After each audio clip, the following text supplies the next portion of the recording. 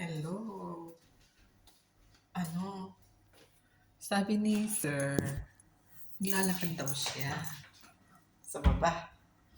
Kasi kulang pa daw yung nilakad niya. Ngayon,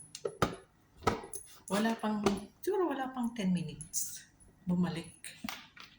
Sabi ko, ang bilis mo naman maglakad. Wala pang 10 minutes. Sabi niya sa akin. Shh.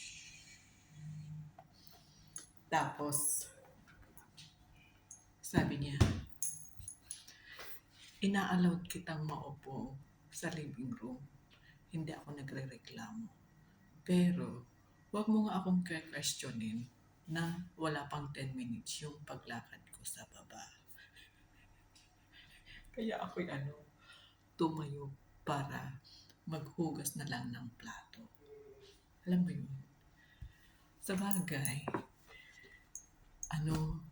nagwo-walk kasi siya. Kulang daw yung binok niya kasi kailangan niyang mag-walk ng 10,000 steps every day. Ganon siya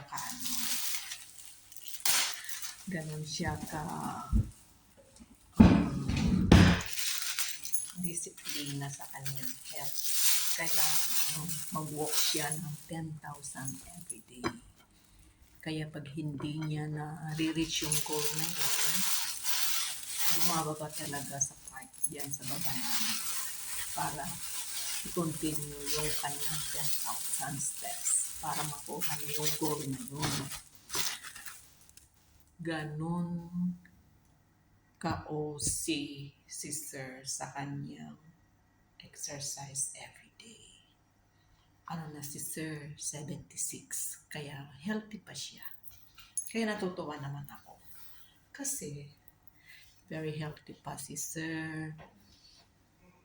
At napakabait niya na amo. Anyway, yun lang naman ang gusto kong i-share sa inyo. Kung mabait kayo sa amo nyo, mabait din sila sa inyo. Anyway, have a good evening and thank you.